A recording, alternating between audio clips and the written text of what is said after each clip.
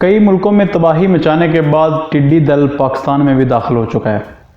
ये झुंड मिलियंस की तादाद में इकट्ठा होकर हमलावर होता है और जो कुछ सामने आता है उसका सफाया कर देता है। ये टिड्डियों का झुंड इतना खतरनाक है कि अक़वाम मुत्तहिदा ने इसे फूड सिक्योरिटी के लिए खतरा करार दे दिया और पाकिस्तान ने इससे निपटने के लिए नेशनल एमरजेंसी नाफिज कर दी है। ये टिड्डियाँ किधर से आई हैं, ये क्या नुकसान कर सकती हैं, इनसे कैसे निपटा जाए और क्या ये अल्लाह ताला की तरफ से अजाब है, चलिए इस वीडियो में ये सब जानने की कोशिश करते हैं।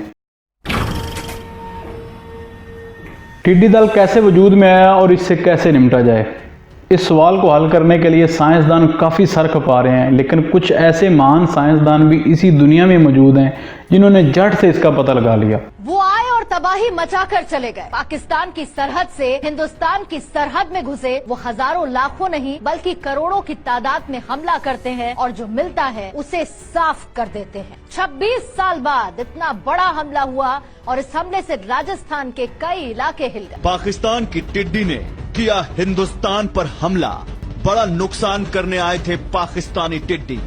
जोधपुर से जैसलमेर तक पाकिस्तान की टिड्डी स्ट्राइक। लेकिन हकीकत यह है कि इन टिड्डियों की तारीख हजारों साल पुरानी है।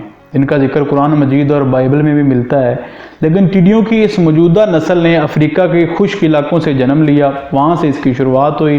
कई ममालिक से होते हुए सऊदी अरब, ईरान और फिर ईरान के रास्ते पाकिस्तान में भी दाखिल हो गई। ये झुंड जहाँ जहाँ से गुजरा इसने तबाही की नई दास्तानें रकम की हैं। इसने अफ्रीका के लाखों एकड़ फसल तबाह कर दी और अभी इसकी मजीद तबाहकारियाँ जारी हैं। इसकी खुराक सब्ज़ा है, चाहे वो कोई भी फसल हो। एक टिड्डी रोज़ाना अपने जिस्मानी वज़न के बराबर सब्ज़ा खाती है। यहाँ तक बात ठीक है, यहाँ कोई प्रॉब्लम नहीं।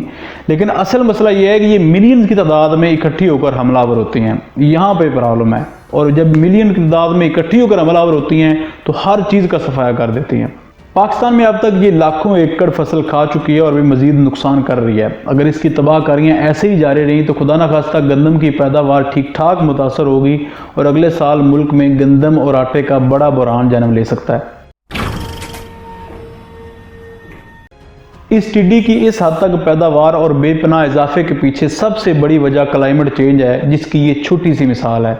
अगर क्लाइमेट चेंज पर तवज्जो ना दी गई तो आने वाली दहाइयों में इंसान के लिए जीना मुश्किल हो जाएगा।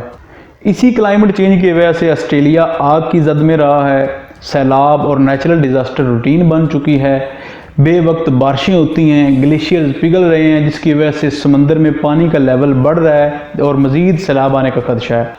आहिस्ता आहिस्ता ज़मीन का टेम्परेचर बढ़ रहा है। ग्लोबल क्लाइमेट रिपोर्ट के मुताबिक साल 2019 अब तक का गर्म तरीन साल रिकॉर्ड किया गया है और आने वाले वक्तों में टेम्परेचर में मज़ीद इजाफा हो सकता है।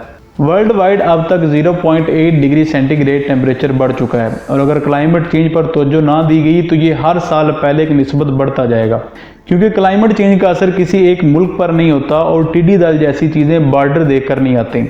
क्लाइमेट चेंज से मुतासर होने वाले ममालिक में पाकिस्तान का 7वां नंबर है और ये पाकिस्तान के लिए अलार्मिंग सिचुएशन है। इसी चीज़ को देखते हुए केपी के गवर्नमेंट ने पिछली टर्म में 1 बिलियन दरख्त उगाए और इमरान खान इन 5 सालों में 10 बिलियन दरख्त उगाने का इरादा रखते हैं।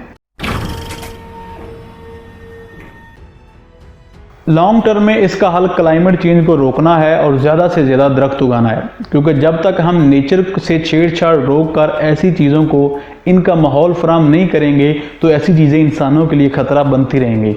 शॉर्ट टर्म में इससे निपटने के लिए हुकूमत पाकिस्तान ने नेशनल एमरजेंसी नाफज कर दी है और इसका हल तलाश किया जाएगा, लेकिन इसका स्प्रे बहुत महंगा है और इसके लिए अरबों रुपए दरकार होंगे।